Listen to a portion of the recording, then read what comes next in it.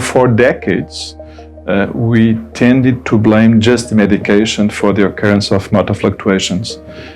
This is something that the patients read everywhere, now that they read also in the web, and this is something that it's an alarming symptom that everybody tends to avoid. And again, as I mentioned, for decades, we tended just to blame the medication for the occurrence of motor fluctuation, and there was even a tendency for the doctors to delay the onset of specific medications. Now we know that the motor fluctuations are mainly a cause of the progression of the disease.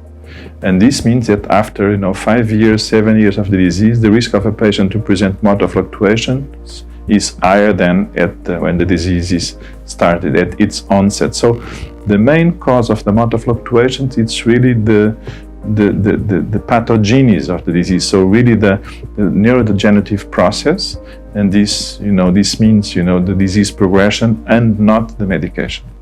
Of course, both combined are what generates, in simple terms, the occurrence of this fluctuation between on and off. So this means that after 7 years of the disease, 8 years, after some time, the use of medication really ends up generating that fluctuation. But again, the main cause is the disease itself and not the medication.